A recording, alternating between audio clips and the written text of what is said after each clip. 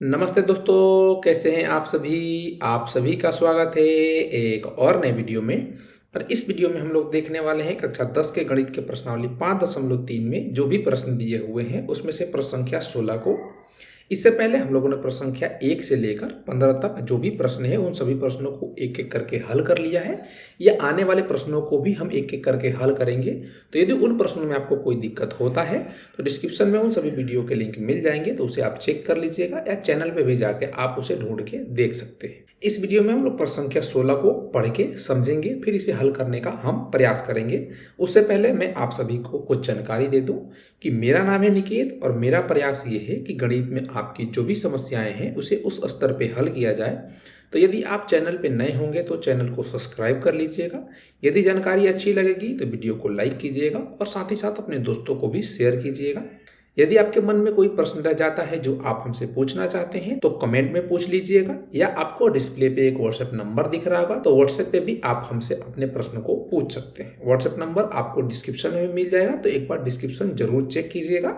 चलिए प्रश्न संख्या 16 को पढ़ के समझते हैं, फिर इसे हल करने का हम प्रयास करेंगे। 16 कह रहा है किसी स्कूल के विद्यार्थियों को उनके समग्र शैक्षिक प्रदर्शन के लिए 7 नगद पुरस्कार देने के लिए 700 रुपया की राशि रखी गई है। यदि प्रत्येक पुरस्कार अपने से ठीक पहले पुरस्कार से 20 रुपया कम है तो प्रत्येक पुरस्कार का मान ज्ञात कीजिए। इस चीज को समझिए। प्रश्न को पढ़ के आप क्या समझ पा रहे हैं कि ये एक एपी का प्रश्न है।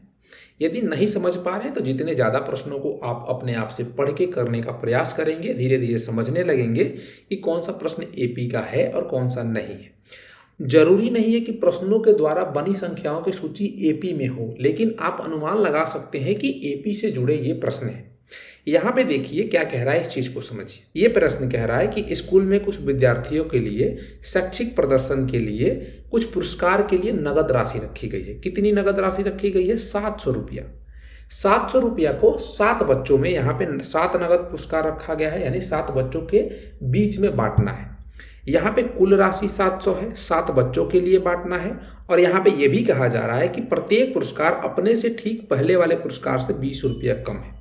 तो यहाँ पे यदि हम देखें तो कुल राशि 700 रुपया है, यानी कि SN सभी पदों का योग क्या दिया हुआ है? 700 रुपया दिया हुआ है।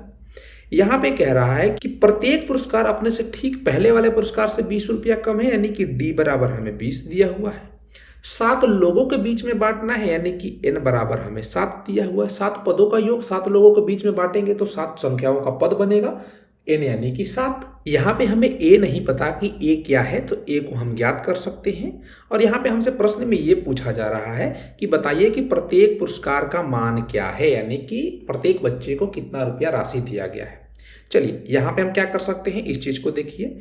यहाँ पे हम SN का सूत्र लगाएंगे। SN बराबर क्या होता है? N/2 इंटू का 2A प्लस का N-1 इंटू का D होता है। SN हमें दिया हुआ है 700, तो 700 लिख देंगे, बराबर का N/2 यानी कि 7/2 इंटू का 2A, A नहीं पता तो 2A हो जाएगा, प्लस का N-1, 7 - 1 6 हो जाएगा, और D का मान क्या है? 20, तो 20 हो जाएगा। यहाँ से हम A का मान ज्ञात कर सकते हैं। सरल करेंगे तो ये 7 से 700 100 बार में कट जाएगा, 2 से गुणा करेंगे तो ये हमें 200 प्राप्त होगा, बराबर का हो जाएगा 2A प्लस का 6 दूना 12 यानी कि 120। इसको सरल करेंगे 2A के लिए तो यहाँ से 200 - 120 क्या हो जाएगा? 80 के बराबर हो जाएगा। यहाँ से हम A का मान ज्ञात करेंगे तो ये 40 प्राप्त होगा। यहाँ से हमने A ज्ञात कर लिया। A क्या होगा? पहला पुरस्कार होगा जो पहले बच्चे को दिया जाएगा। दूसरा पुरस्कार क्या होगा? A प्लस का D होगा। क्या होगा? ये हो गया A पहला पुरस्कार। दूसरा पुरस्कार क्या हो जाएगा? दूसरा पुरस्कार A प्लस का D हो जाएगा। A क्या है? 40 है, D क्या है? 20 है, तो ये 60 रुपया हो जाएगा। इसी प्रकार से अगले पुरस्कार को ज्ञात करना पड़ेगा। तो तीसरा क्या हो जाएगा?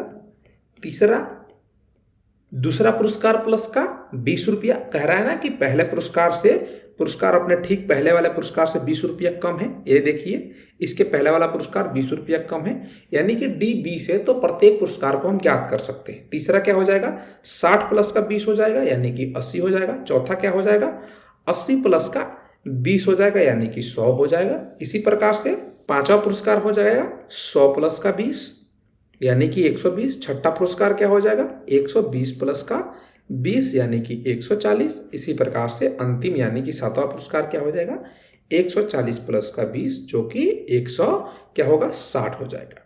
सभी को जोड़ेंगे तो ये क्या प्राप्त होगा, 700 रुपया प्राप्त होगा। नहीं विश्वास हो रहा है तो आप जोड़ के देख सकते हैं। मुझे एपी पे भरोसा है तो मैंने इस प्रकार से आपको निकाल दिया। आशा करता हूं कि ये प्रश्न नंबर 16 आप सभी को समझ में आया होगा कि कैसे हल करना है। भाषा के साथ इन सभी प्रश्नों को आप अच्छे से लिखेंगे, अपने आप से अपने भाषा में लिखने का प्रयास कीजिएगा। यदि आप चाहते हैं कि हम आपको भाषा के साथ लिख के बताएं तो डिस्क्रिप्शन चेक कीजिएगा, वहां पे आपको इन सभी प्रश्नों के पीडीएफ रूप मिल जाएंगे, तो उन्हें भी आप एक बार जरूर चेक कीजिएगा।